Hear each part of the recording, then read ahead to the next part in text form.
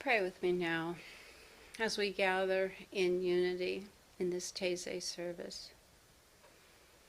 Thanking Source for the rain, lovely rain, to nourish the soil and to fill our reservoirs. Thank you to the soil that grows food and cultivates the raising of animals. And thank you for the air that we breathe. And thank you for the fire, for warmth and processing, cooking foods. I give thanks to the Source who is the creator and sustainer and intelligence of all life, all creation. And we know that we are an individualized expression of that one Source, worthy of all kindness, respect, and dignity.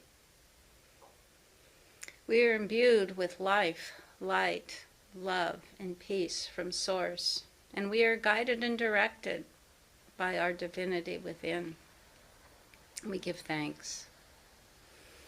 I prepare myself as each one of you prepare yourself to open your minds and open your hearts to the words of Lucinda in her message today of, I think it's called What's Evil.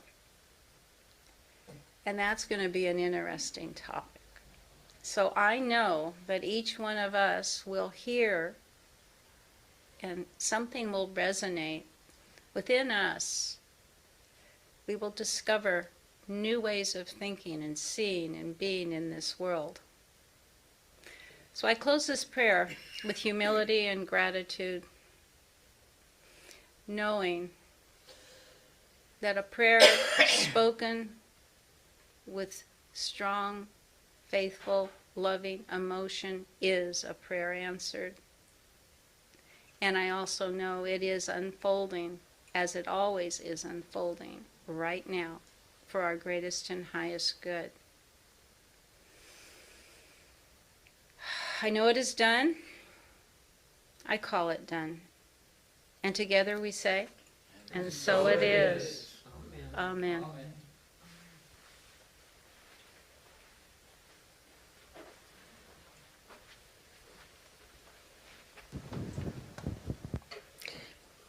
Good morning. Welcome. If you're new with us here this morning, my name is Lucinda Alton, and I am a prayer practitioner here at Mystic Heart Spiritual Center. We are an independent interfaith community that teaches universal principles and practical spirituality, following the common threads of truth that run through the world's traditions.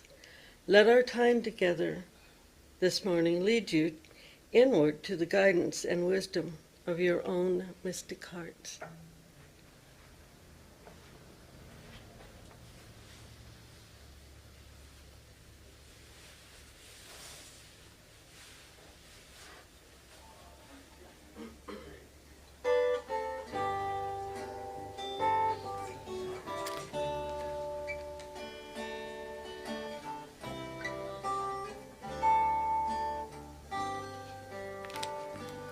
Welcome home to your mystic heart.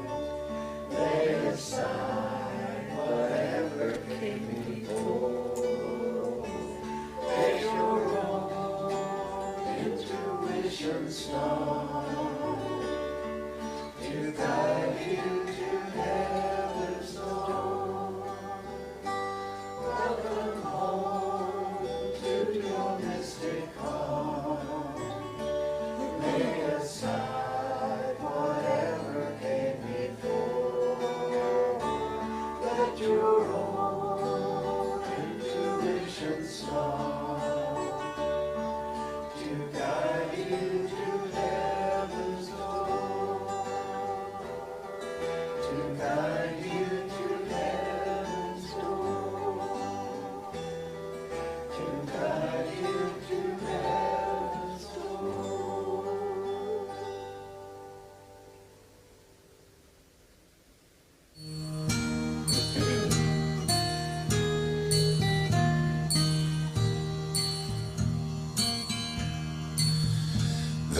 The God in me beholds the God in you.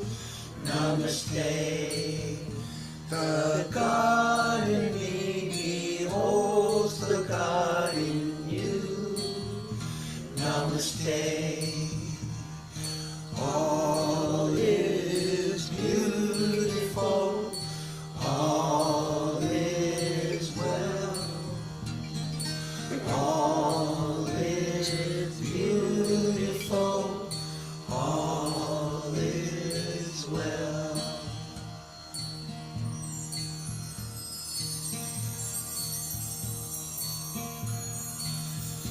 The God in me beholds the God in you. Namaste. The God in me beholds the God in you. Namaste. All is beautiful. All is well. All is beautiful. All is well. All is beautiful. All is well. All is beautiful. All is well.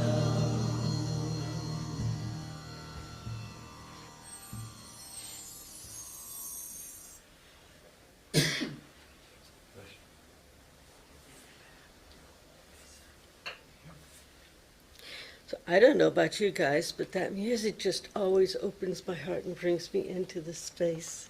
I love it. Take a deep breath now, please, and allow yourself to relax. If you're comfortable, go ahead and close your eyes. Letting go of anything that has come before this moment. Feel yourself relaxing into your chair. Allow yourself to feel the love, the peace that surrounds you. Lean into that feeling of love and feel how it feels to be loved. Now, take that feeling of love and feel it expanding, flowing outward from your heart to fill your entire body. Feel the love expanding beyond your body, into the room, the building,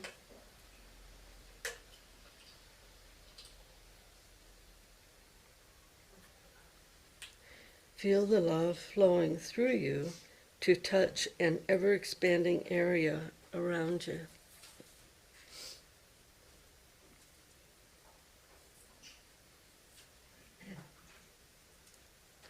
As you feel your loving self expanding outward, feel your connection, your oneness with every being. The human beings, the animal beings, the rock and mineral beings, with Gaia herself.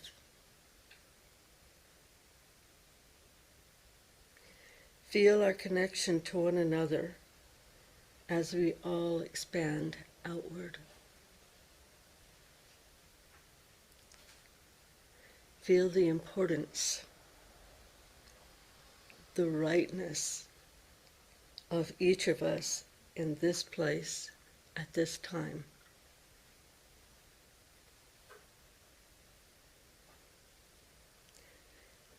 As we feel our oneness, we breathe in the peace and presence of Spirit.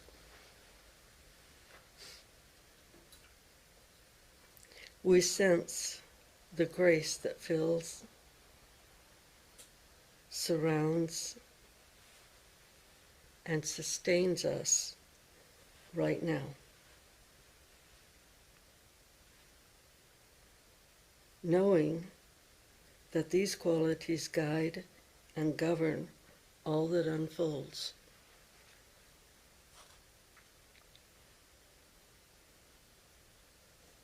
As one human family, we acknowledge our personal responsibility and our role as caretakers in sacred service to one another, to all the life forms, and to the planet that sustains us all.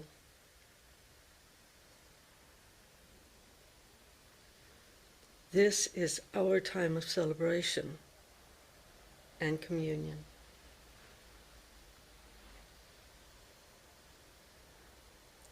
In consciously establishing our connection with one another and with all beings, we empower our work here. Our prayer, meditation, and communion ripple out and touch lives in ways we may never know. Just breathe that in for a moment.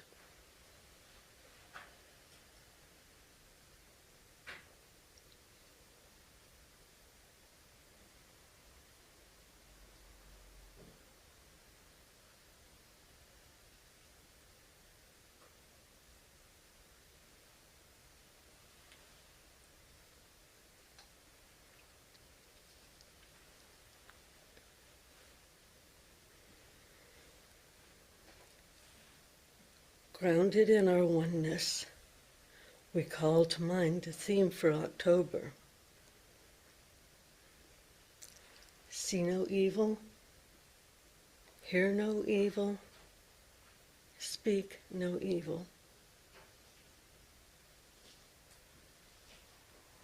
And today's contemplation, but what is evil?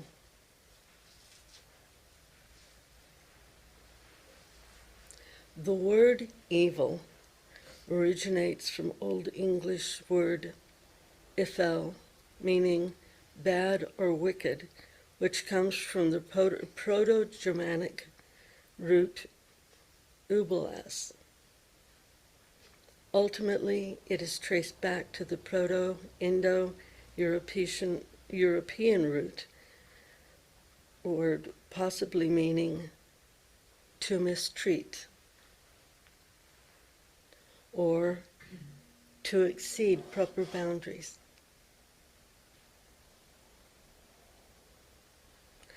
The word evolved to its modern meaning of moral badness during the Middle English period.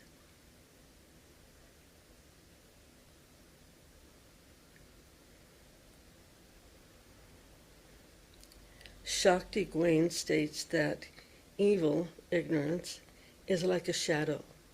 It has no real substance of its own. It is simply a lack of light. You cannot cause a shadow to disappear by trying to fight it, stamp on it, by railing at it, or any other form of emotional or physical resistance. In order to cause a shadow to disappear, you must shine light on it.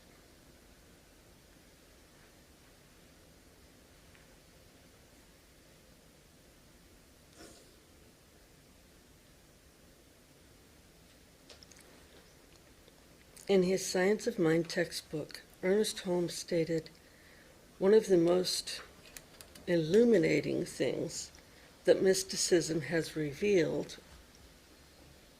is that evil is not an ultimate reality. Evil is simply an experience of the soul on its journey toward reality.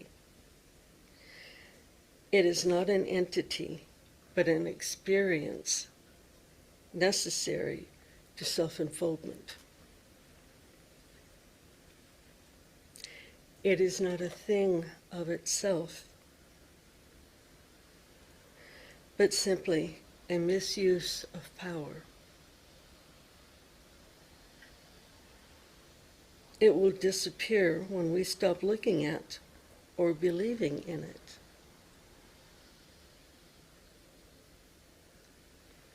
And we cannot stop believing in it as long as we indulge in it. So the mystic has always taught the race to turn from evil and do good.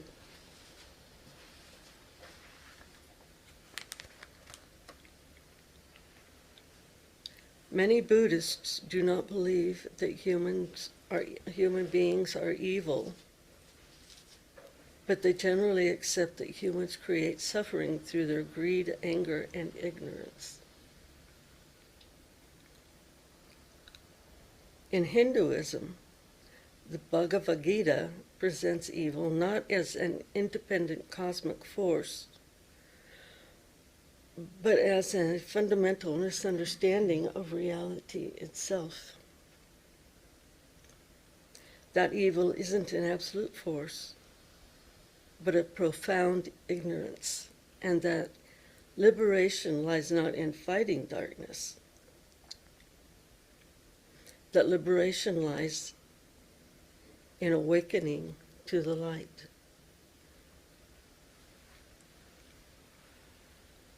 In Christianity, evil is often defined as a conscious choice against God and his rules, actualized through sin. The free will defense suggests God allows evil because it is necessary for human free will, which is seen as a greater good.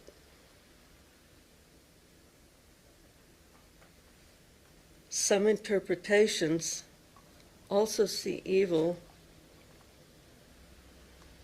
as the perversion or corruption of good. A word that goes hand in hand with evil is sin. In the New Testament, the word for sin is the Greek hamartia. Hamartia is an ancient archery term that means to miss the mark or to miss the bullseye. So, what does evil mean in daily life? If someone were to ask you how you personally define evil, how would you answer? You might define it as a former fiancé of mine did when he told me that dancing was evil. Or you might say that causing deliberate harm to another is evil. When I looked for definitions of evil, I found greed, hatred, delusion, idealism, threatened egotism, instrumental pursuit of selfish gain, and sadism. There were more, but I think that to try to list them all would be at least one more talk. And if you guys stick around, we'll go more into the meanings and everything in the second service. If we go with what we have, we might say that evil is any action that is not in the highest and greatest concern of others. So, from this point of view, how would we fulfill see no evil? Reverend Diana has already talked about taking more care with what we choose to view by way of TV shows, movies, and the news, etc. But what do we see when we look at others? When you look at another person, do you look at them with love?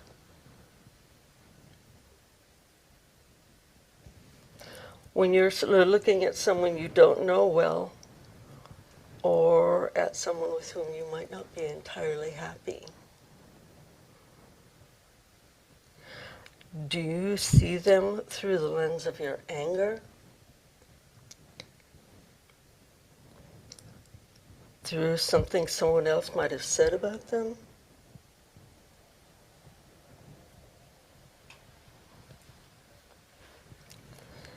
Someone they remind you of? Or do you see the face of God looking back at you?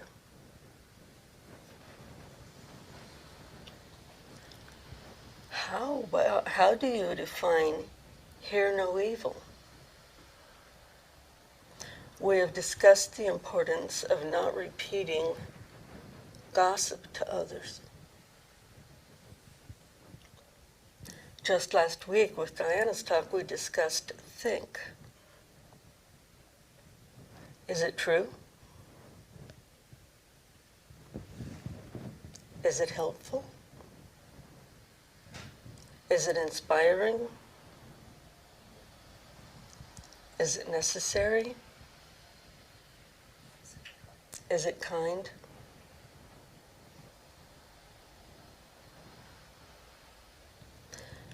But what about if someone came to you and wanted to tell you some juicy story about someone you both know? Might the qualities of think be just as important a consideration when we listen as well as when we speak? Is it possible that just listening to this story might cause a change in how we view the other person, as well as the person who's telling us the story? Or maybe we just find a way to change the subject.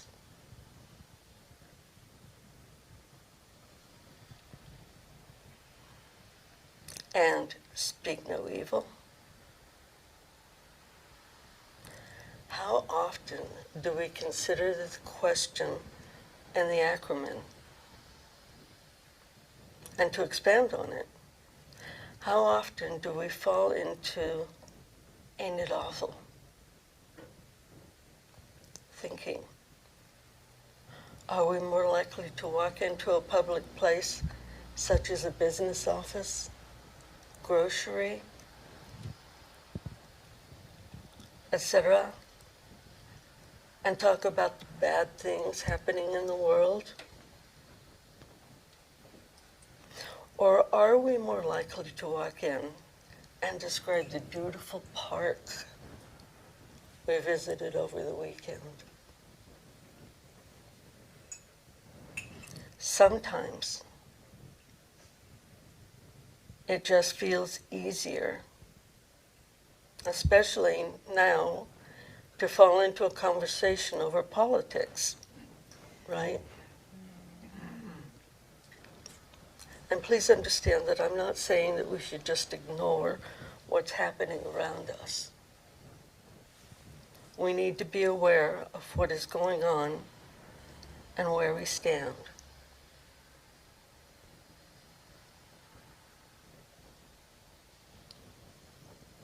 But I am saying that to ignore the beautiful parts of life, to concentrate on the negative,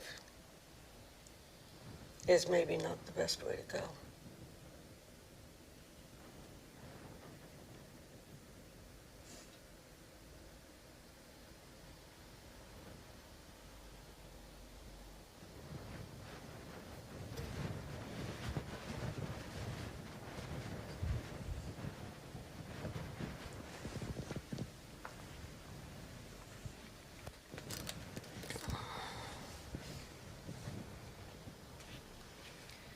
If you haven't done so already, please close your eyes.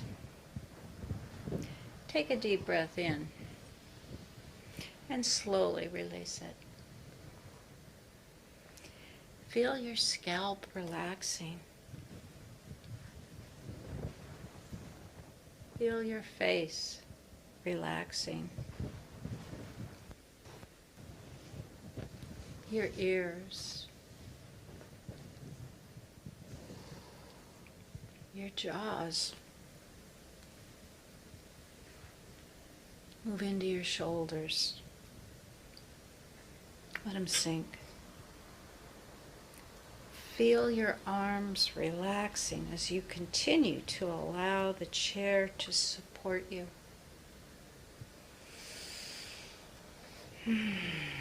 Feel your back relaxes as you allow the tension to leave your body.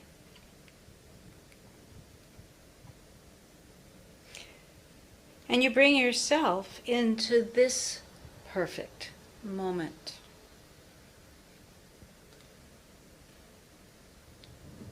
Remember, in any given situation, we have a choice of how to react.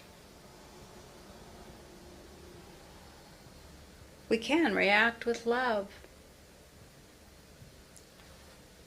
Look for a solution that is best for all involved. Or we can choose to react with anger or fear. Instead of looking at what might be happening to cause this situation, we make it worse. Take a few moments now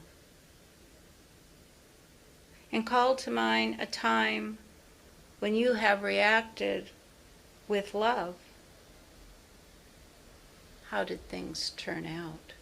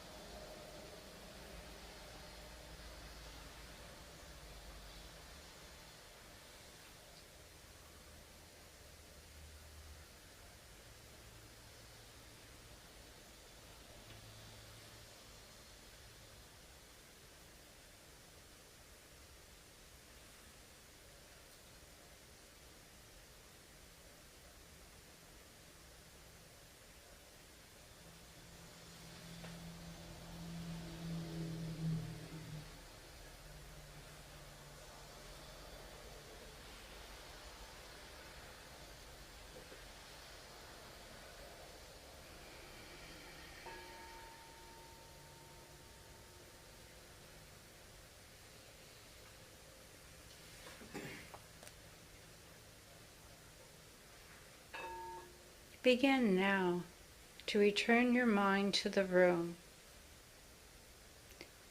And as you do, know that you are loved and supported in your life. Allow yourself to accept love and support in all areas of your life.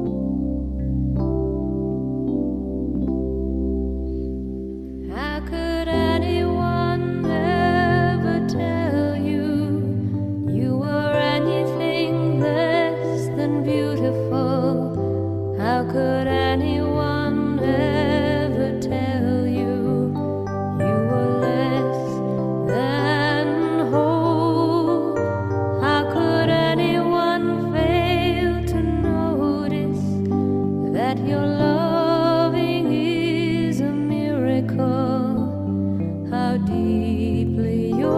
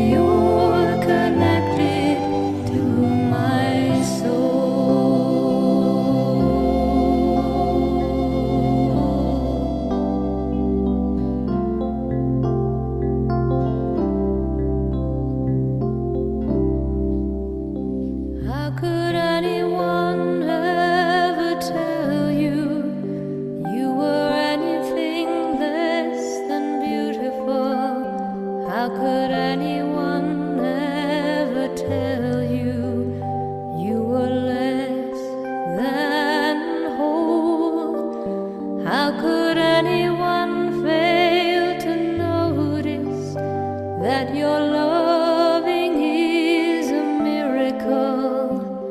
How deeply you're connected to my soul.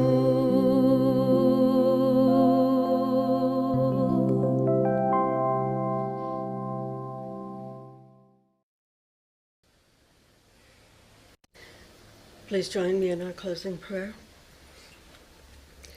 There is one ever creative, always present, always abundant source of everything that I touch, see, feel, hear, or taste.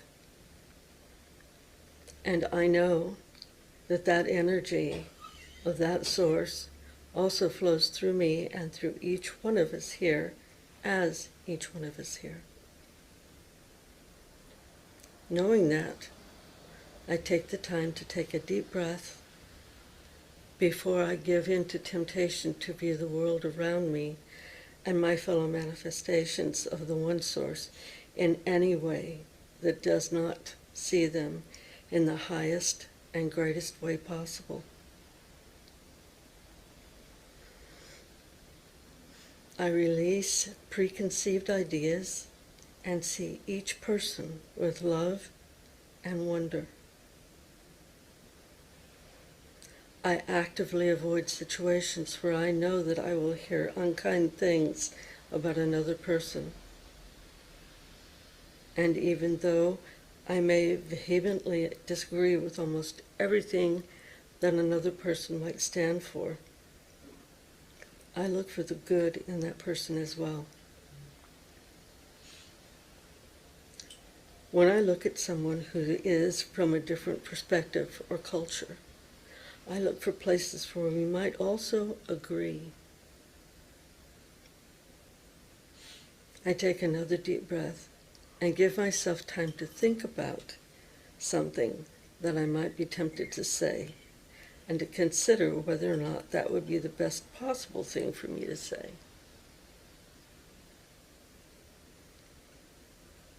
I listen to my inner guidance and consider whether my actions might cause harm to another, even when that is not my intention. To quote a song that's running through my mind, I look for the good in everyone. With deep gratitude for all of the blessings in my life, I say thank you, Father, Mother, God, and so it is. Amen. Bringing our awareness back into this space, we open our eyes. Take a look around at who's celebrating with you this morning.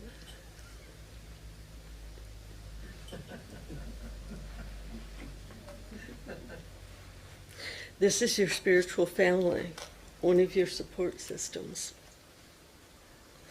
These are some of the people who care about you, who are there for you if you need anything. As we close our Taizé meditation, we offer the opportunity for you to share of your financial good in support of the work that we do, should you choose to do so. If you're joining us online, you can find the donate button and our mailing address at mysticheart.org. We are an independent, self-sustaining organization, so we depend on your generous gifts of support. If you have found value in our time together this morning, share the love. And please join us for Dionne Warwick, Love, Sweet Love. Good evening, it's Don Trenowitz with your 5 o'clock, and things are not looking good in the financial sector. Wall Street's down, housing market is down, foreclosures across the market. And speaking of Wall Street, protesters are flooding downtown. With the public and government at odds, it's far from any resolution.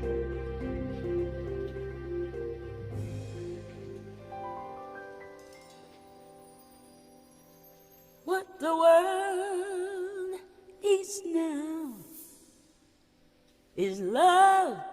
sweet love. Ladies and gentlemen, Miss Dionne Warwick. It's the only thing that there's just too little love. What the world needs now is love, sweet love. No, not just for some, but for everyone. Lord, we don't need another mountain. There are mountains and hillsides enough to climb, and there are oceans and rivers enough to cross, enough to last till the end of time. What the world needs now is love, sweet love. It's the only thing that there's just too little love. What the world needs now is love, sweet love. No, not just for some, but for everyone. Lord, we don't need another meadow.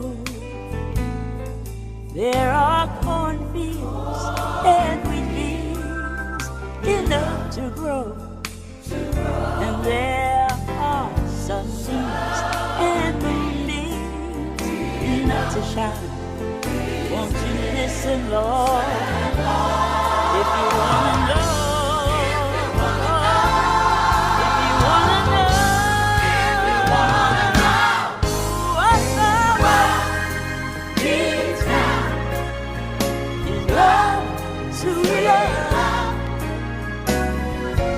It's the only thing that there is just to love.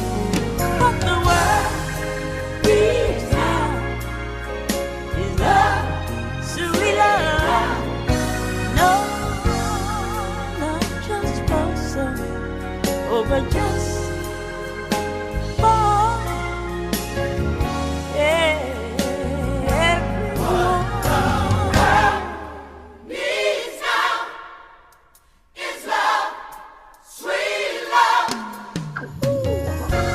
It's the only thing that there is just too little love. What the world needs now is love, sweet love, sweet love. No, not just for some, oh, but just for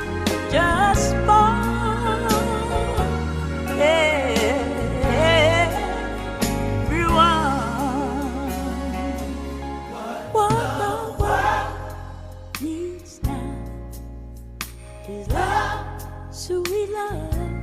What the world needs now is love, sweet love.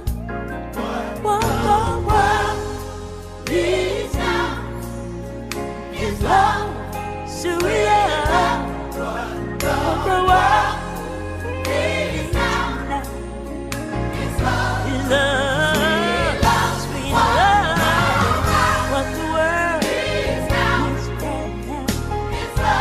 love, sweet love. What the world needs now is love, sweet love. What the world needs now is love, sweet love. What the world needs right now is love, sweet love.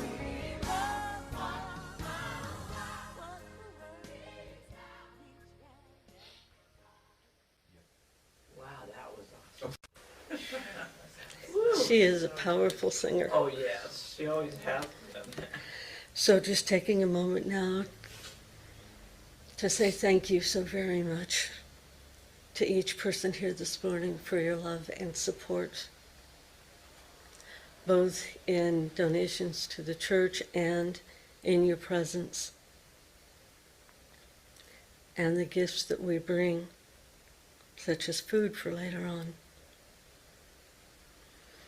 And so in this moment, I just say, thank you, Father, Mother, God. And so it is. So please join us in just a reminder that we have the State of the Heart coming up on the 14th. There are flyers in the back. You don't have to remember. There's flyers there in the back if you want to take them. Okay? So, Just a reminder to put it in your calendars. It's going to be a gratitude dinner hosted by Chris and Diana, and kind of an update on where Mystic Heart is right now, and maybe a little bit about where we're going. So please join us. And please join us for the today's closing song. If you are leaving on your way, we say go with God's blessings and be safe out there. If you're going to stick around, get some coffee. We'll see you after the break. Thank you. Yay.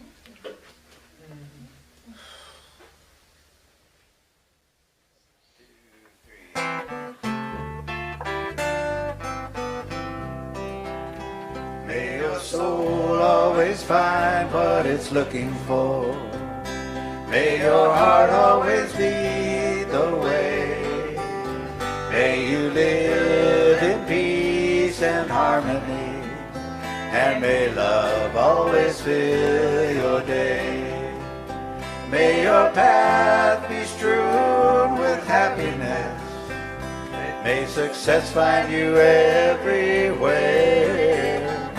May you always embrace compassion and grace, and may God always answer your prayer.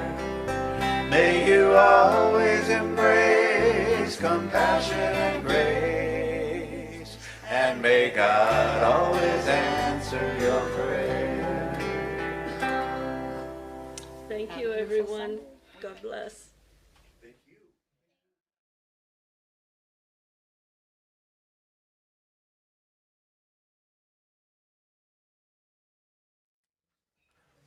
all right, we come together in a consciousness of unity and love and peace. We come together to share with one another our wisdom, our experiences, our ideas. And I know that in this discovery of all of this, there is something for each of us to take with us and to grow, to learn and grow in love for this community, for this world, for each other. We are blessed to be individualized expressions of that one source. How wonderful is that? To have all of that inherent goodness of source and be endowed with the power of creating our own lives, our own reality, free of judgment and free of guilt. I give thanks to each one here.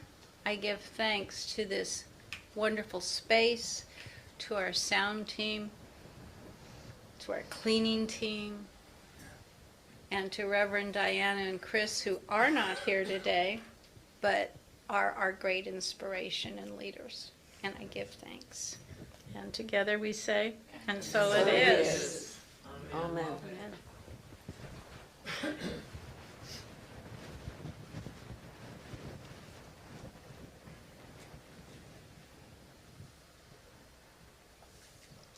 Good morning, and welcome or welcome back. If you're new with us here this morning, my name is Lucinda Alton, and I'm a prayer practitioner for Mystic Heart Spiritual Center. We are an independent interfaith community that teaches universal principles and practical spirituality, following the common threads of truth that run through the world's traditions. I pray that this morning you are discovering the guidance and wisdom of your own mystic heart.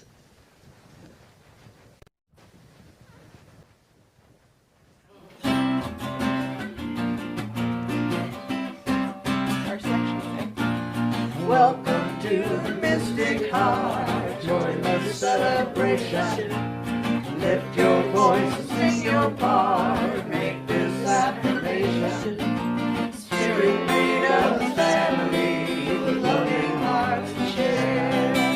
Together we are joyfully practicing the possible through prayer. And everything's possible through prayer. To the mystic heart.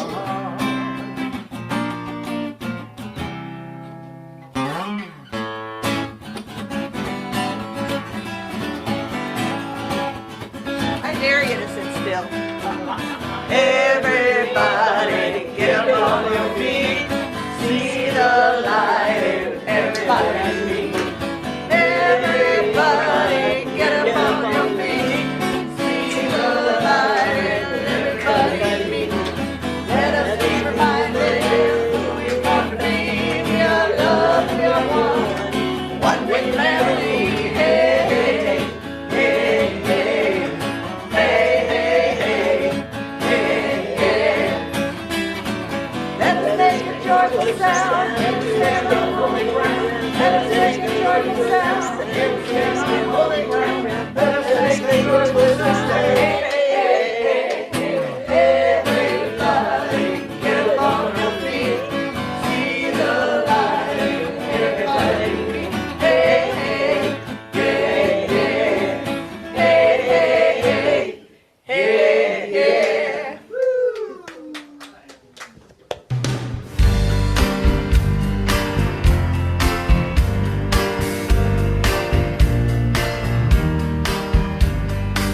Oh, let me love in a holy, holy way. Let me love in a holy, holy way.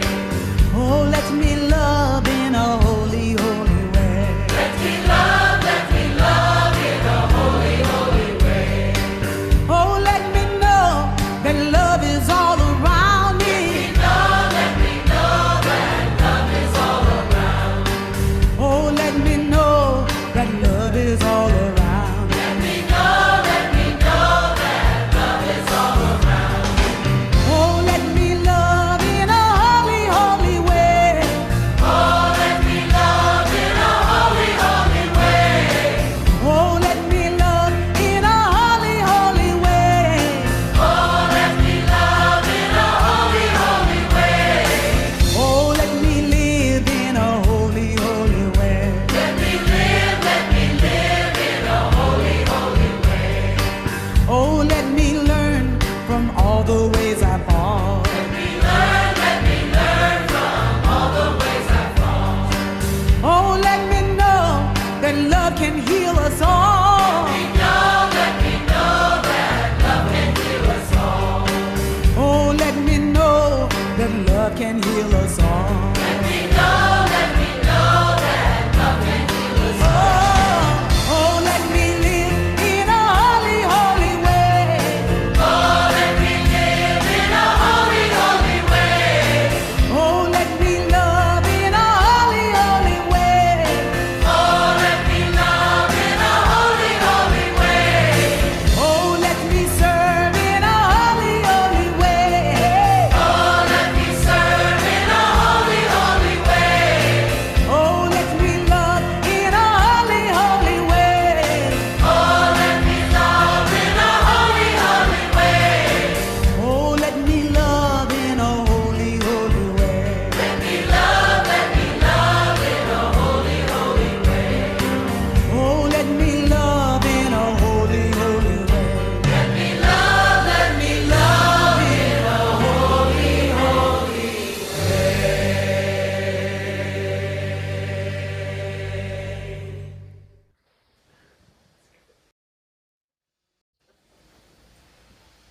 So I don't know about you guys, but that's got my juices flowing. One of the ways that we can serve in a holy, holy way is to join in the sacred practice of envisioning a love-soaked world. So please sit back and relax.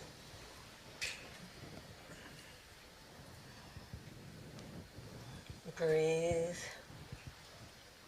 as we enter the emotional realm together, finding ourselves in a world where all humans are living from their deepest wisdom and generosity, their most loving nature, thoughtful of the impact of their words, thoughts, and actions have on one another, on the community, and on the planet.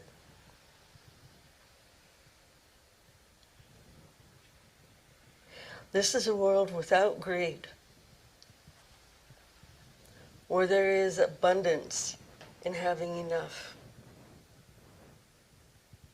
where all needs are met gracefully and easily, where nutritious food, clean water, and pure sweet air are readily available to all, no matter where you live or which family you're born into.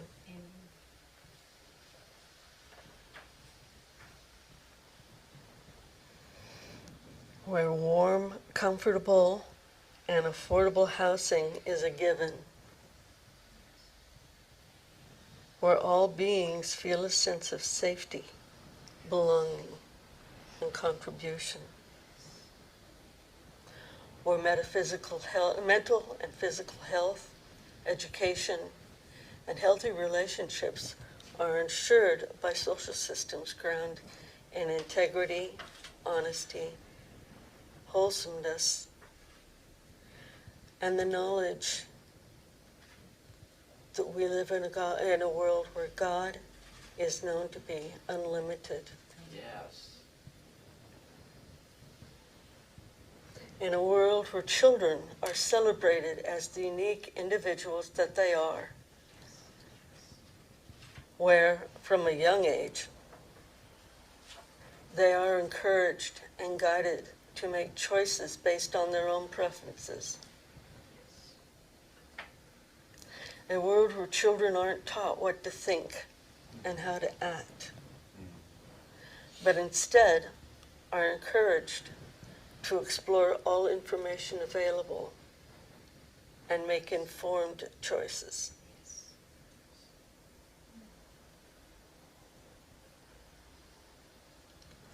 We live in a world where all beings work and play at whatever feeds their soul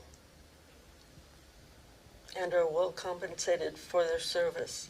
Yes. All are valued and respected for their inherent goodness. Authenticity and vulnerability are not only welcomed, but celebrated.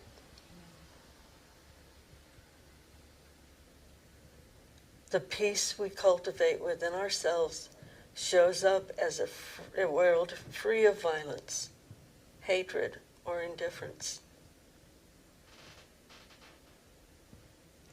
The love that we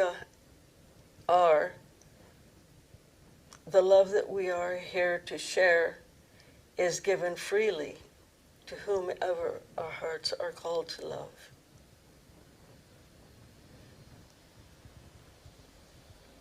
We have moved beyond all lines of separation and live as one human family, caring for one beautiful planet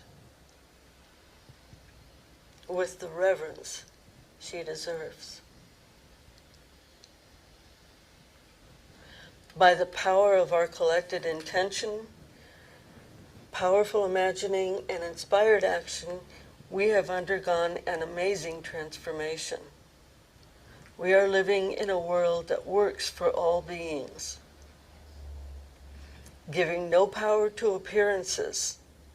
We live according to our highest aspirations.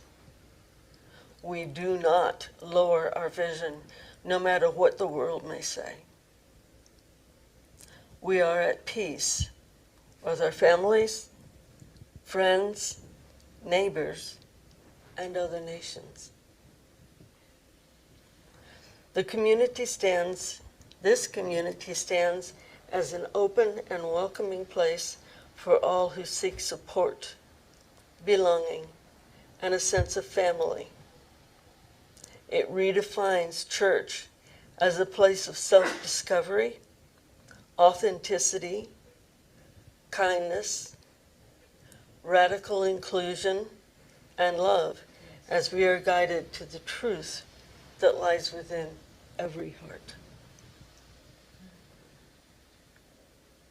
Giving thanks for the beauty of our world and trusting that a prayer spoken and deeply felt is a prayer answered.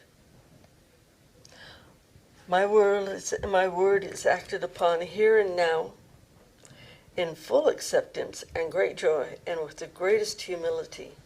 I release this prayer to the one who gets it done, and so it is. Amen.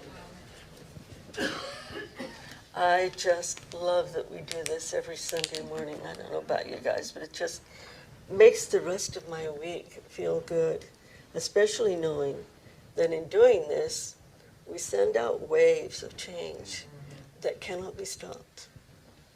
And knowing that there are other people doing the same thing and that it is coming into fruition. If you were here at Taizé, you'll remember that we spent time contemplating a variety of definitions of evil. Shakti Gawain described evil as a shadow with no substance. Ernest Holmes described evil simply not a reality, but as an experience of the soul on its journey toward reality. We discussed the background of the words evil and sin and the fact that the word evil did not begin to evolve into its current meaning of moral badness until the Middle English period of history. By the way, one of the things that I love about having a book on Kindle is that I can look for specific words. And while the word evil appears 654 times in the Bible,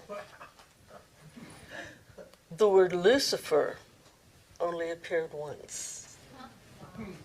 Just as a little bit of trivia there. So let's go a little bit more in depth with some of the words and thoughts from this morning. First of all,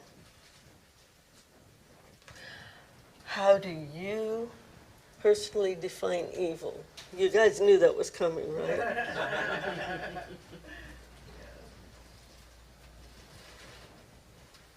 I define evil as fear, and fear is false evidence appearing real. Thank you, Autumn. Anyone else?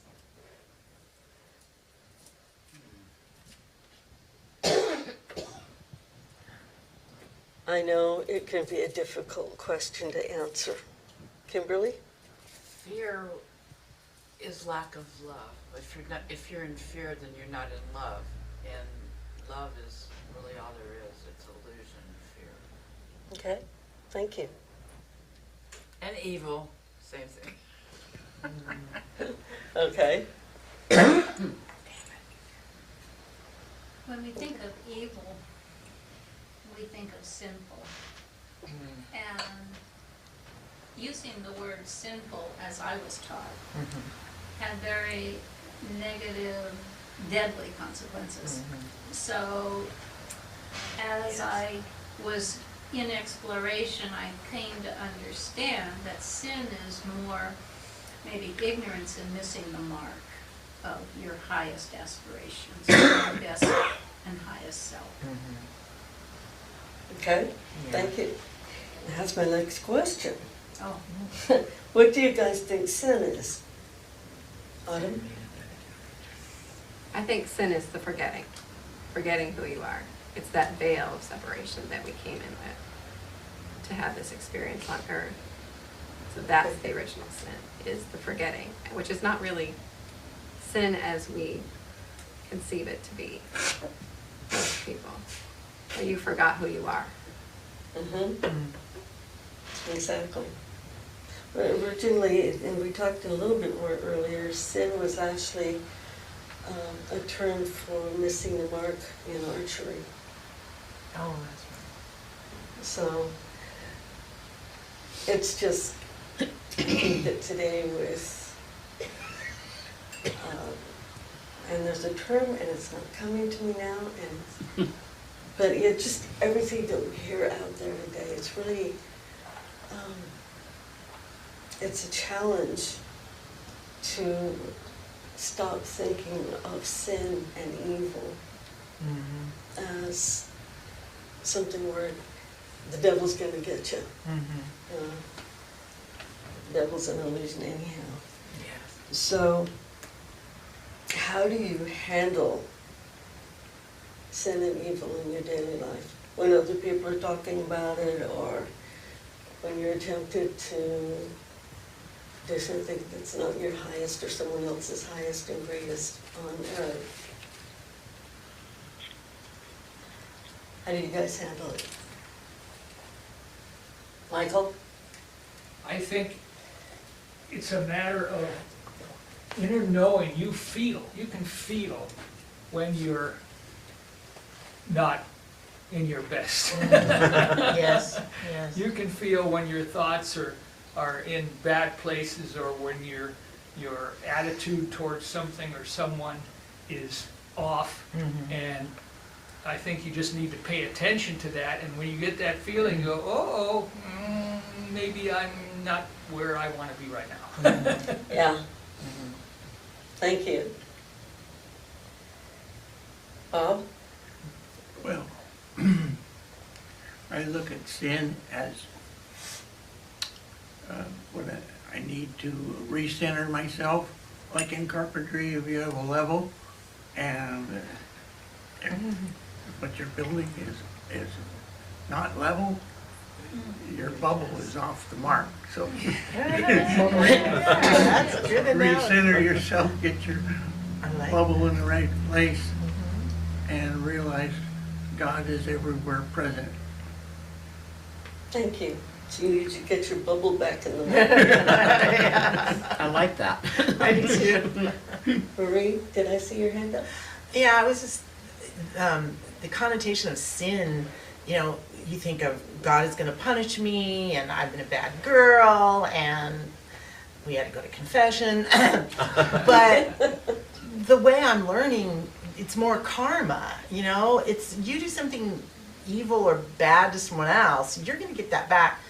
And I feel like even more than you put out. So in other words, I don't feel like we're being punished by God, but that we create our own karma by doing something to someone else that we shouldn't be doing. Okay.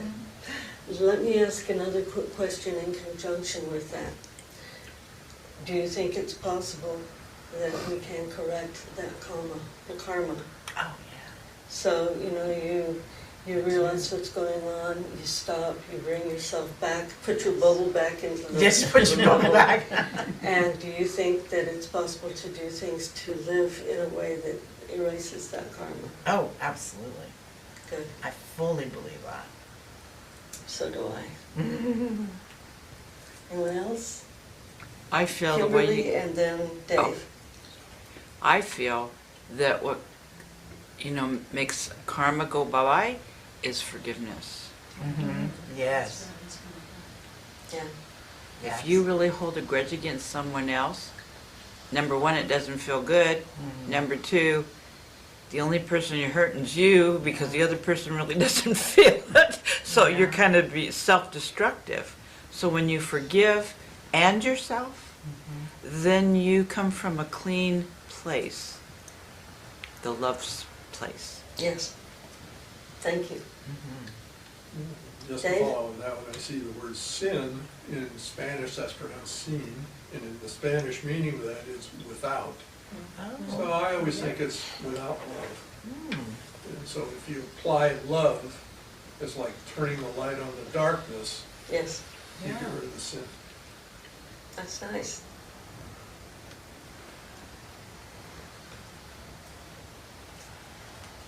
I also also think that was the whole notion behind the idea of confession, shedding light on errors in judgment or behavior. Mm-hmm. And how else can you learn if you don't recognize? You can't repair or change something if you don't know it's not in the best and highest interest. So I think in the true sense of confession, that's what it meant. And then the penance was to rethink. Yeah. And it's a way of learning and being able to do better. And as Ernest Holmes said, it's just kind of like a bump on the road to the real, true reality. And by the way, he spells reality with a capital R.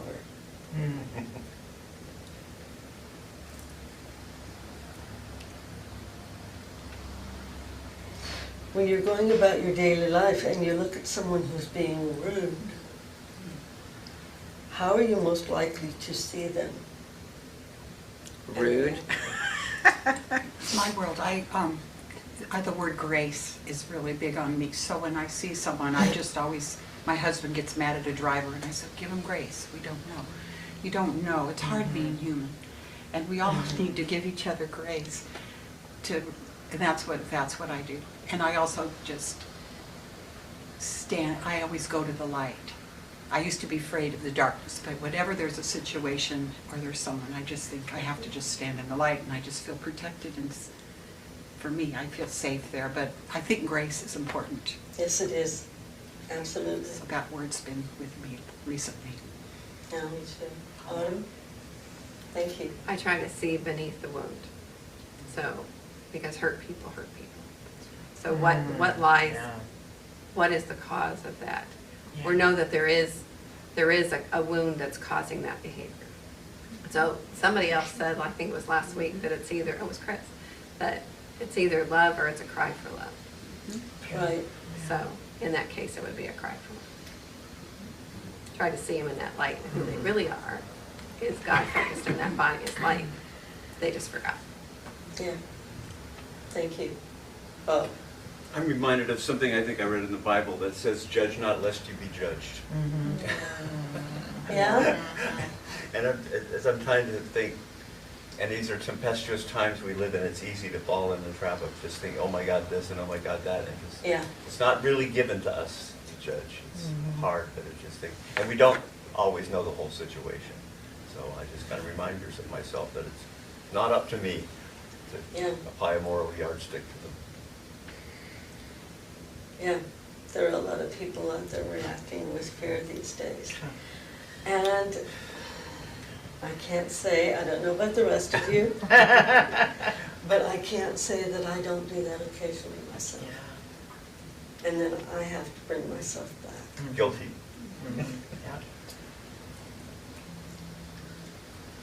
Let's talk about idealism. What are ideals and how might they cause harm for others?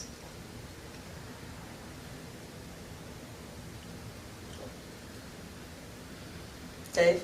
Well, the word ideal kind of expresses perfection. And being one who's totally perfect myself, I try to recognize that in others. Right, because nobody's perfect. One of my favorite quotes in literature is a Shakespeare quote that says, nothing is either good nor bad, it all depends on how you think of it. Right? And so I don't care how hard you try, you don't know what another person is thinking when they're speaking. Right, so you have to just kind of, it's incredibly hard to do in the moment, but if they're speaking things that are totally against the grain of your morality or your beliefs or whatever, you just kind of have, if you can kind of get that posture and just be with that without judging it, they're expressing something that's inherent in their being or inherent in their experience.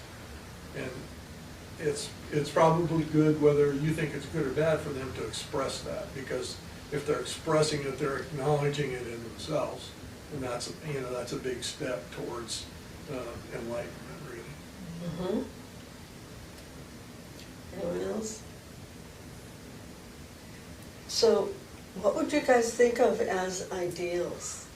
Because I think in the world today we could say that there are a lot of beliefs out there. Their side thinks this, and our side thinks that. And oftentimes we forget to look in the middle of that and see if there's a common solution. So some ideals might be some political belief. They might be a religious belief. That this is the way the world is supposed to be, and anyone who doesn't believe that way is a sinner or is just a bad person. They're terrorists. It seems to me personally that there needs to be a way, there should be a way where we can all find common ground. But that's just my thing. So what do you guys think about that? Chris? I think the word should is our bigger problem. Yeah. That we should be this way, or everybody should think this way, and everybody should. The shoulds need to kind of disappear, and maybe we can look at the what is, which might be the common ground. And then, okay, if this is what it is, what can work for all of us? What can we do to make the circumstance more harmonious, more balanced, more inclusive? Exactly. Okay, I stand corrected. Thank you. Anyone else? Kimberly? I like the idea of we're interfaith, and every Thanksgiving, all the churches get together and have a big dinner, and that rocks my boat. Because we're all on the same common ground that we all love God, whatever you want to call him, or she, or whatever. I try not to put, that's forced a habit from a long time ago. But I catch myself when I do it. But that we're all people, and we all eat, and we all love the God that we believe, whatever we want to call God. Yes. Bob?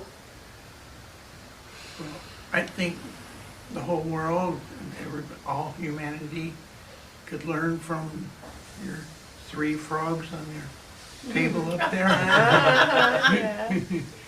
Hear no evil, speak no evil, and see no evil. If that could go into all governments and be placed in all homes, we should send those 3 frogs to everybody. Yes. Thank you. I think that teaching kindergarten all the years, the golden rule is the thing that we teach right from the beginning. Yeah, that's an awesome one.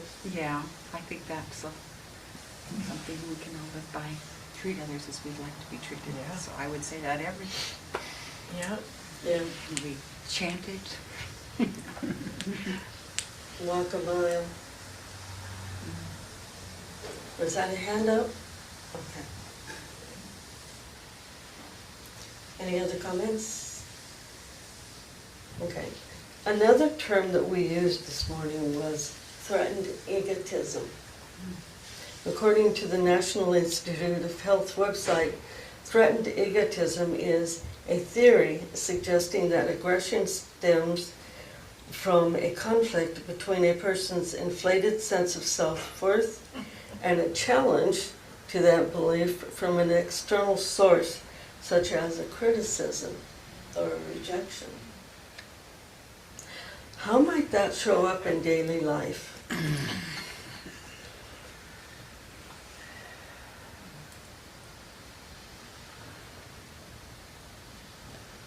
As a way of maybe not being willing to listen to somebody who might be saying the truth about us that just doesn't match how we see ourselves.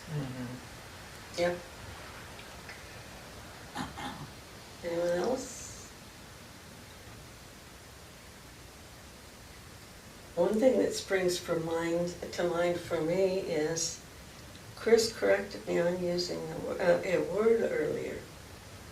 An ego is really, reaction would be to get upset and angry because she dared to criticize me. I wasn't even intending to. That's okay, we're even. But it just, I'm saying that if I were in that place, I would have gotten my feelings hurt. And I think that for a lot of people, when they react to something like that, maybe they get their feelings hurt. Or they don't want to see themselves as anything other than righteous and perfect and a totally awesome human being. I have no sins. Kathy? You know, sometimes I think that, you know, when you criticize someone, it depends on how you say it. Because I can look at you and say, you're really stupid.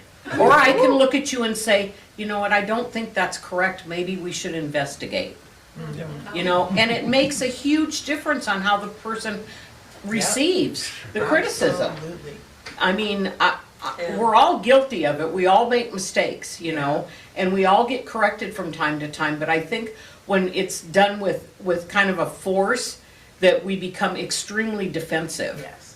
And if it's done with a gentle way, we don't become so defensive. And I would be willing to guess that probably 75% of the time, if it's done nicely, it's received the way it was intended. Right. And that brings me to another thought. What do you guys know about trigger words? Oh my God. Yeah, there's a few of those. Do you know what your trigger words are? Because Yes.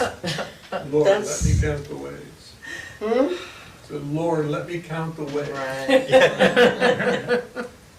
Because I think that if we're going to get into communicating, if we're going to go further, we need to know what triggers us.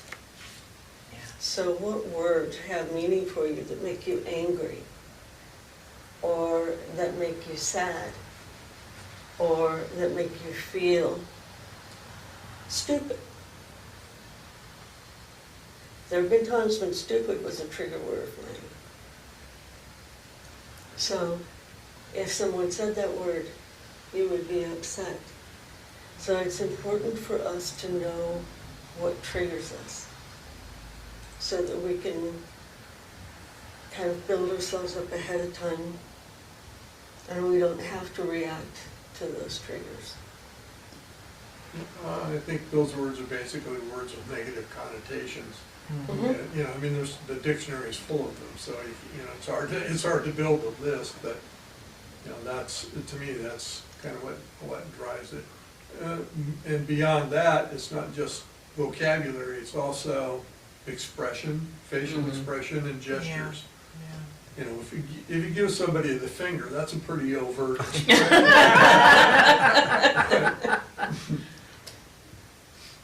Adding to that, I think tone. Yes. Sometimes the tone of the voice, even if the words are harmless, but the tone can really speak volumes. Yes. And also, somebody might not even mean anything, but they say something and it reminds me of my mommy and, you know, a certain type of personality. So these are things that it helps us to be aware of so that we can understand how we're reacting in that moment and we can maybe choose to go in a different direction.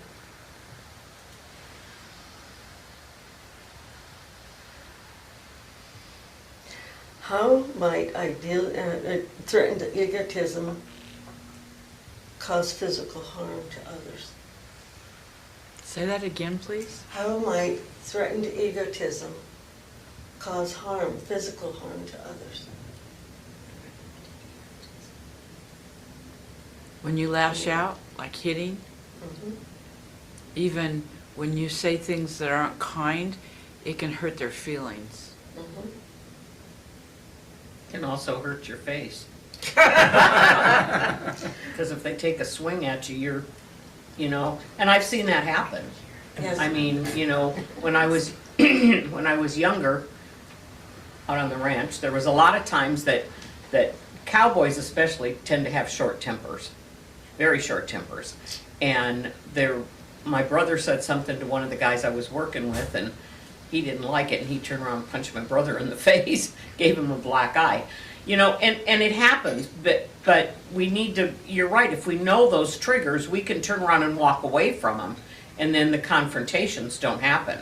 I learned that a long time ago because I don't like negative confrontations. I'll turn around and walk away. And if they want to come and talk to me like a human being, I'll be happy to discuss whatever they want to discuss, but don't come at me in a negative attitude. Right. Which can be sarcasm. Yeah. It's like you're the brunt of the joke all the time. It's like really they're telling you what they really believe about you in a negative way and Yeah. saying it's a joke. Ha ha ha, it's only a joke. Which is supposed to take away your power to react. Mm-hmm. Yeah. Anyone else? Well, kind of a positive way to look at that is the world basically is the mirror, right? So if somebody's coming at you that way, what they're really reacting to is what they don't like about themselves. Right, so, you know, that might be, as I think about it, might be a very good defense to accept that the way it is and tell them you're sorry they feel that way. Right, because that works two ways. Good point. In the eyes of spirit, we're all perfect in every way, even Dave. You're blind, Bob, but bless you. No, he has his glasses on. Okay, yes, each and every person is a perfect expression of God. Lucinda? I do know that I used to take everything personal. And when I read the Four Agreements, I really started getting to where somebody triggers me and go, do I need to take this personal? Is it going to make me feel good? And then I can make a new choice. Because we don't have to take things that people say personal, but that's how my teeth were cut. That's the way my mother did it and everybody else around me, and I'm glad that I chose something different. Not that I don't get triggered, but that I have a conscious choice to get triggered or not. Right. I would call that the pregnant pause. Yeah. Pause just enough time to let the forebrain get caught up with our Right. limbic response. Yeah. And we do not have to react to negativity in a negative way. And I've said to people, oh, I'm sorry you feel that way about yourself when they come at me with something negative. Mirror, mirror on the wall. I'm sorry you feel that way about yourself. Okay. That could trigger somebody. They're trying to trigger you. No, I know. Yeah. Okay. How about instrumental pursuit of selfish gain? What might that look like, and how might I harm someone in doing it?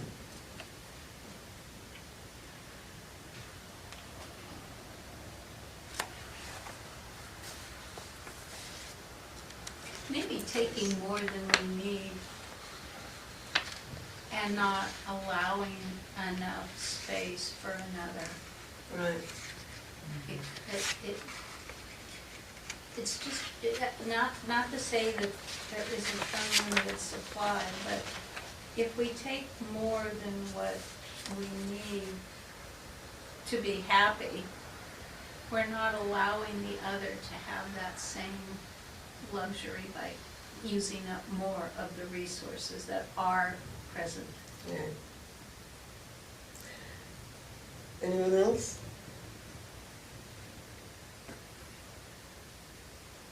For me, it's kind of like, I have to get mine, and I don't care whether you get yours or not. So long as I get mine, you guys are on your own.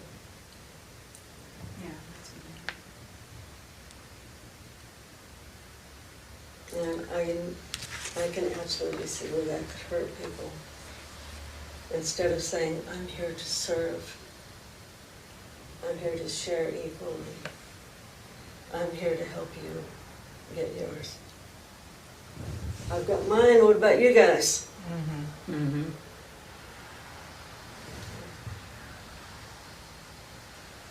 Any other comments on that one? Sure. I'm always like Dave? Kind of brings to my mind abundance. Right, and if you trust in abundance, there will always be enough for you. Right, and service is another word that goes along with that. It's like recognizing somebody else's need. Yes. And it doesn't make any difference what their need are. If their need is egotistical, so be it. Right, because they're bringing trouble into themselves, Yeah. literally, at some point. If the world consists in you and everybody else, guess what? You're all by yourself. Right? That's not a very good place to be. True. You're creating your own cause and effect. Mm-hmm. Thank you. You're welcome. Anyone else?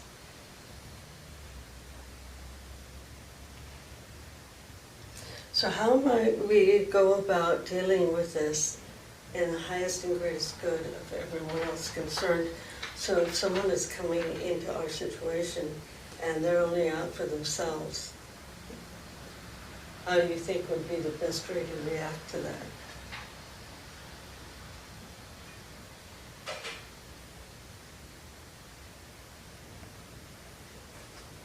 I don't know. Yeah, me either. I'm drawing a blank. Stumped. I let them be.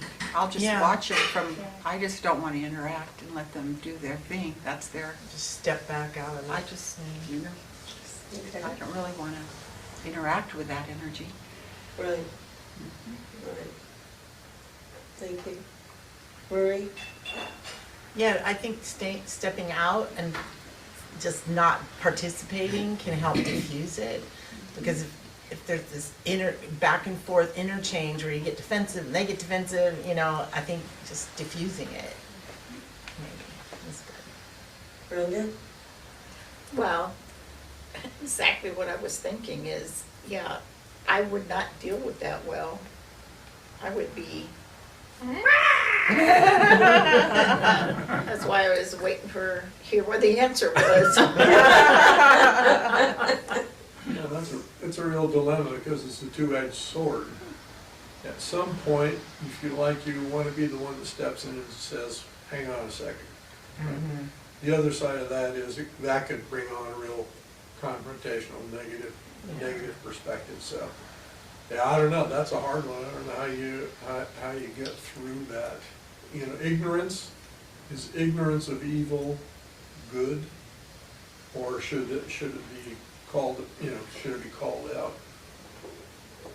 And it's hard not to want to call it out, but by the same token, it may not be the best solution. Mm-hmm. And it just kind of depends on what's going on at the time, I think. Yes, I agree. In the situation. And go ahead, Chris. Oh, I'm sorry. It's okay. I live with someone who loves to push buttons. And I used to react to it, and I'd say, why do you talk to me that way or whatever? Well, because you're so easy. And when I decided that peace was more important than anything, everything changed. Because I would walk away, not participate in it, not put energy into it. And not only did it change my peace, but that person was changing also, because I was no longer interacting with it and participating in it. And it made all the difference in the world. You weren't fun anymore. That's right. I was just thinking that a good way to react might be just with love. Mm-hmm. And when we think about with everything, and we don't necessarily have to say, you know, I love you in spite of, because, you know, it's not necessary. But just in our hearts to see that person with love.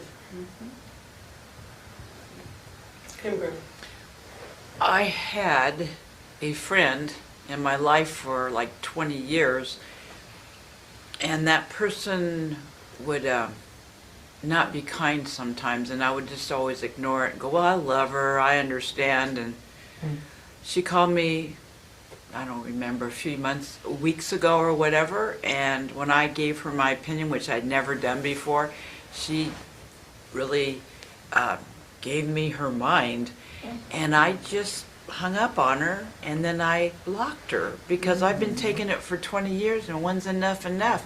I love her, but I'm not going to be her dumping ground anymore. So I respect myself enough, and then I said, I love you, I'm sorry, please forgive me, thank you, and I did Ho'oponopono for a while, and then I said, go in peace, but just not, you know, not to her face, but one-to-one, our spirits or whatever, and I feel all right with that. Yeah. And that was a new step, and I'd never been able to do that before. So, well, I had, but not with friends. You but, chose peace. Yeah, because that was not giving me peace at all. Right. And I wish her well, but But your paths are going in a different way right yes, and I get new friends all the time that love me and accept me, and and I just, you know, I'm not going to tell everybody the way I feel about the things that are going on in the world. I mean, everybody's got an opinion anyway. I don't have to say everything I think. And that's another thing I learned to do, is don't say everything I think. Yeah. Okay. Dave and then Chris. Yeah, it kind of brings to mind the concept of boundaries. Yes. Yes. You know, and that can be with personal space, physical, it can be emotional, spirit. There's a lot of different ways that arranges itself. But once again, that kind of brings up a tough situation, because how do you establish boundaries? Do you speak them? Do you walk away? Yeah. You know, what's the most effective way to do that? My friend Autumn might say something like, for the highest and best good of all, this is what I choose. Right. And that could be either speak up or walk away. Right. Right. And you don't know what the impact is going to be on the other side of the boundary. So you're kind of taking your chances, but you're making a choice, and you're acting on your beliefs. Yeah. And something to accept with that is we can set new boundaries for ourselves at any time. Yes. The goal is to grow and to learn ourselves better, to get closer to our source, God.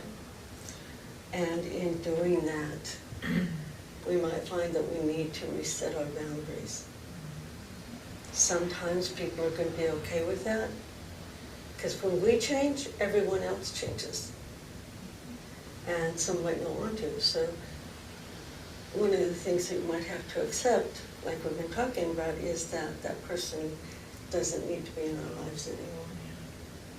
And so we let them go with love. And we do what's best for ourselves. Chris? I was thinking about how do you interact with somebody who has an opposing view and wants to tell you about it. And one of the ways I'm beginning to practice that is interesting. That is not my experience. I'm not sure I understand, or help me understand. You know, things where you invite interaction if you want to, and if you feel there is space to do that, because sometimes there isn't. And I think when there is just no space, if someone's on their side of the seesaw and they're not moving, then I think that's really time to walk away and let them be in their own space and bless them and move on. You Right. know, I think, but trying to seek understanding is a form of love. It is. And it can work if there's willingness. And that's the key. There you go. Both sides have to be willing to discuss and to meet in the middle. And sometimes that can be a challenge. But then again, sometimes having a challenge is a good thing. Yep. Anyone else?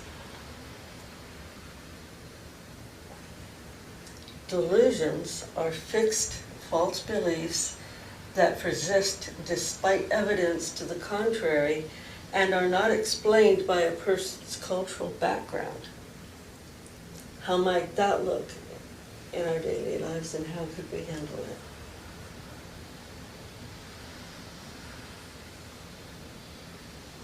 Autumn. Could that be a thought you think a lot, which becomes a belief, which becomes your perception?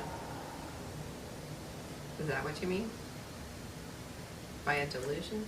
I think basically a delusion is I believe something about myself to the good of myself. Like,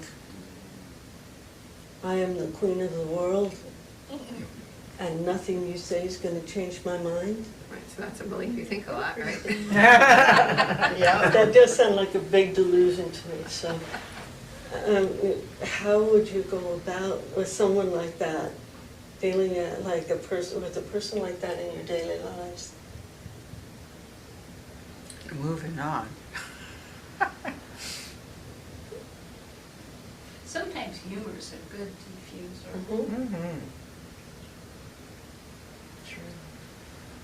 I'm curious. I'm always curious to understand. I mean, Yeah. it brings curiosity. I kind of want, where are you getting this? You know, it's interesting, kind of, for someone to be so deluded to be the queen. I'd be curious. Yeah. So, if it's a negative thought about themselves, then you can see the light in them, and eventually they'll see it too. Yeah. By just continuously to see them as their highest potential. But maybe it's the opposite view, where they see something you can't see in them. So it depends. Maybe you're delusional. Yeah, that's spot on. That's exactly the point, because the world presents itself to you as a mirror. Right. Right, so it gets back to boundaries and your trigger words and all that, all that stuff that, when you get triggered, after you get really pissed off, then you need to stop and think about, well, maybe there's a bit of truth in I'm deluded, but that really means that they have some delusion on their side too, so it kind of dissipates, it can help dissipate the discord. Right, but that takes, that's a lot of work. And willingness, you have to be willing to even stop to take the time to do it. So what can we do for ourselves in our lives in order to learn our trigger words, in order to build to a place where we automatically meet others with love, in order to build to a place where we know our connection with our one? Chris?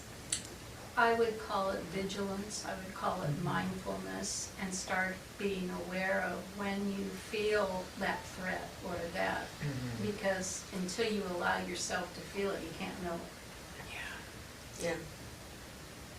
Kimberly? Just not take it personal. Every time you want to take something personal, go, is this my truth? Yeah. Is this who I want to be? Is all huffy and puffy and pout. Doesn't make me feel good. It doesn't make anybody feel good. Right. So. Okay. Right. I was on a cruise with my daughter to Alaska, and so we had our room. It was a good room. It wasn't like really small, but we had a bathroom, and I had perfume in the bathroom. And my daughter is very outspoken, and she says, "Can you get this out of here, please? I don't like the smell." And I said, it's just my bottle of perfume. She goes, I know, but it smells like old lady hippie perfume, so can you get it out? And I said, it hurt me so bad. And I remember thinking, I got teary, and I thought, why is this triggering me? And she was just speaking her mind, and to her it was nothing. But to me, it like hurt me. Devastating. I didn't say a word. I just sat, because she was in the bathroom and she couldn't see me. I was sitting on the bed and I'm like, I don't know what to do with that. So I just said, okay. And I walked in and I took my perfume out and I never wore it the rest of the time on the trip. And I thought, why did that bother me so much? And I think it was tone. You know, the way she said it. But she didn't mean anything because she was fine after that. But it was so silly. And it's something like that just really triggered me. Yeah.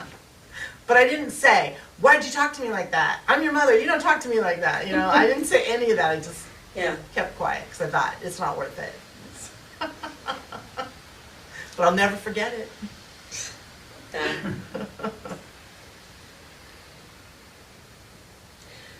Could it be that by doing our spiritual practices, we can build a well of love within ourselves?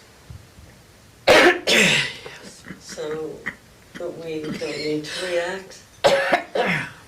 Taking classes, there's one going on right now that is dealing with your shadow self, which is about your belief systems that you didn't know you had and things like that. Anyhow, it's too late to get into that, but I would highly recommend it if she teaches it again. But any classes and stuff like that, it's a good way to bring up the ahas that are waiting for you, that are waiting for me, anyhow. And I could really honestly say that from all of the classes that I've taken, and I've taken a few. Just a few. Just a few. But I think that I have gotten to a point where I'm a completely different person. I'm not as sensitive as I used to be. I don't get angry as easily as I used to. And these things are important. When you notice those changes in yourself, it's something that you can be proud of. I've come this far. This is not about somebody else. I don't want to be a happy, jolly person just so I can make Bob happy. Good luck, Bob. I want to feel that way within myself because it feels good. So, are there any other comments? Anything else that wants to be spoken this morning before we wrap up? It does feel really good, like you were saying. You see the growth in yourself where something's coming towards you and you're not reacting to it anymore, and you actually notice. And you go, oh, Exactly. wow, look at how much I've changed. That doesn't even bother me. Those words are just symbols. They don't mean anything unless I put meaning on them. Yeah, exactly. Anyone else? Dave? Yeah, I know just from my own personal spiritual practice, I always start my meditations with, my goal here is to be more in the current moment now. Meaning having that contact with Source that allows you to just experience and not necessarily react, but aligning with the energy of Source, right? Because does Source care if you're angry? No, it's just what is, right? So I think it's important. That's one way to bring that into your life, is to contemplate it daily. And spend some time with it in real time, not just, oh, I should be. It's like, I am more patient. Right. I don't react. I understand that's part of my shadow being, or, whatever it takes. But to me, that's how you bring it into your life, is to live with it. Exactly. And experience it. And it's hard to do. It is, but it gets easier all the time. It really does. Anyone else? In my life where I'm taking care of someone with Alzheimer's. Right. And it's early, but there's words that come out that aren't really like the person that I know. And I just know God's just teaching me I'm not in control anymore. I can't get my feelings hurt. I have to bless the situation, and it's really changed me because I have to change it. I've been in control and teaching, and it's just a different world right now, you know? And it's, but I really think, I say, what is this about, God? What is this about, Spirit? What are you doing? But it's like, surrender, be peace, and don't take it personally. And there's no reason to take it personally. It's not meant to be personal. But what a teacher this is. And I'm just grateful for my relationship with Spirit and everything. It's just really fortifying me every day, you know. But I get opportunities very much to respond appropriately. You know, thank you for those opportunities. I'm learning. And it's also moved into my life where people that are disagreeable or whatever, I don't seem to respond as much to any of that because I'm dealing with a more serious situation. And I don't know where it's going to go. It's kind of, you just have to surrender because there's just nothing you can do except surrender and be mindful and prayerful. Amen. Have a good journey. Thank you. Yeah. Okay. Thank you. Anyone else? Okay. So let's go ahead and do our closing prayer.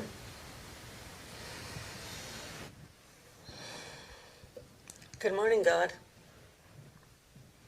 Thank you for the blessings that you've given me that I sometimes take for granted. Thank you for the breath in my lungs. Thank you for the beauty that you put before me each day in the form of plants, animals, including the sometimes noisy chicken in my neighbor's yard. And the absolutely awesome variety of people that I meet as I go about my days. Thank you for guidance, for your guidance in knowing when I'm tempted by opportunities to see or hear things that won't bless me or others in my life. Or when I am tempted to speak without thinking first.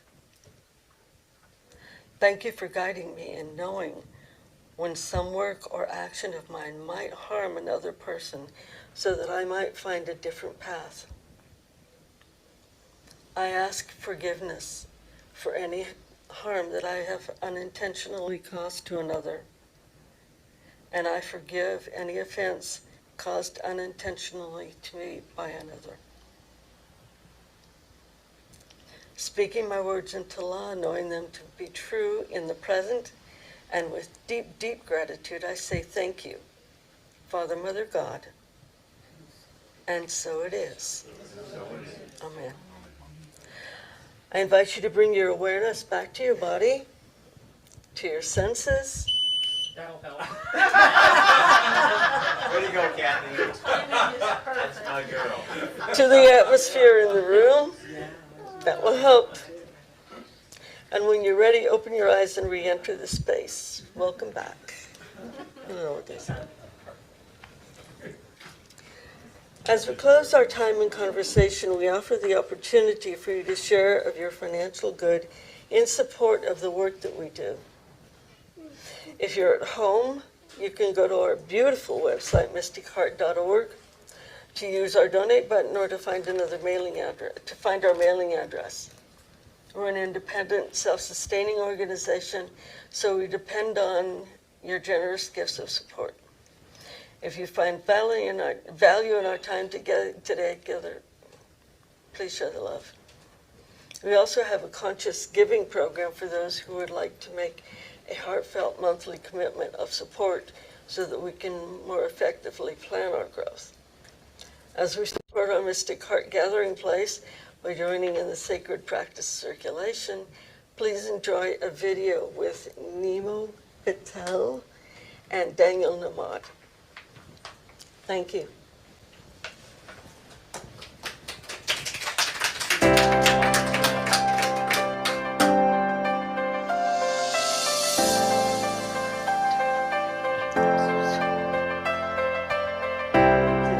It was just a good reminder. Thank you. Yes, you were. You're my life, you're my breath, you're a smile, you're my guest. You're the earth, you're the sun, you're the grass, you are love. You're my hands, you're a bug, you're my eyes, you're a hug. You're the light in the dark, you're the spark, you are fun. You're my mom, you are water, you're the stars, you're my daughter. You're my friend till the end, you're my dreams, you're my father. You're the ants on the ground, the miracles that surround. I'm feeling it all around, the hemisphere in the clouds. You're my pain, you're my sorrow, you're my hope for tomorrow. You're the strength when I'm hollow, you're the path that I follow. You're the blessings that exist, the small things that are bliss. The gift to realize that everything all is a that gift. I am, all that I see, all that I've been, and all that I'll ever be is a blessing. It's so amazing, and I'm grateful for it all, for it all.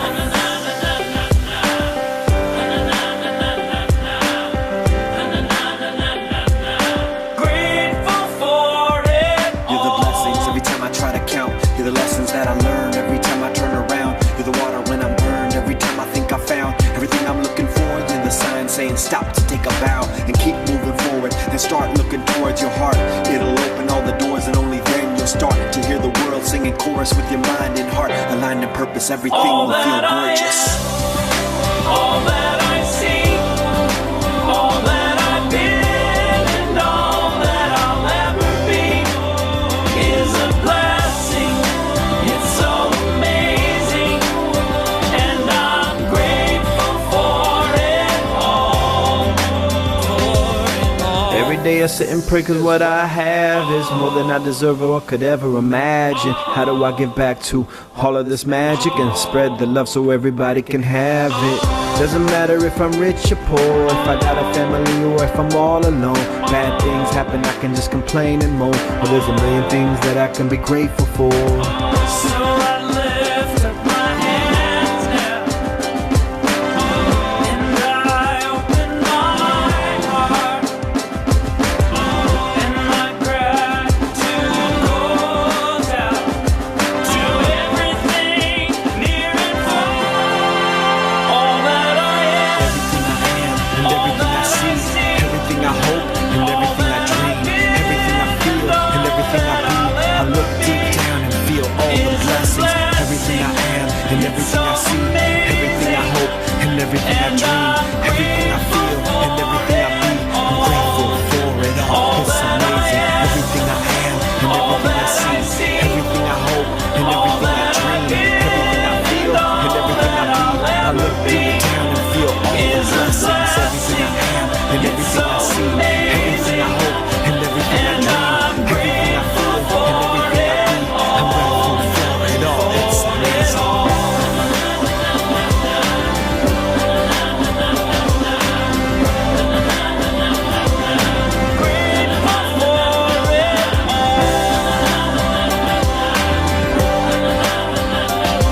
You're the blessings that exist, the small things that are bliss, the gift to realize that everything is a gift.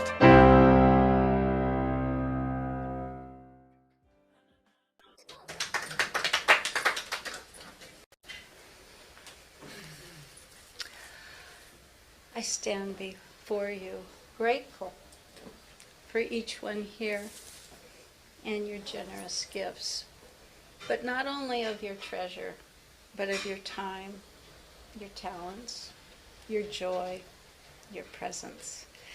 And you can trust that this money donated today, as well as time, talent, and treasure, goes to good service within this community and beyond.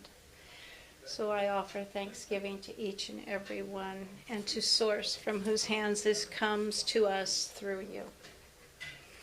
And together we say, and so it is. Amen. Okay. Look at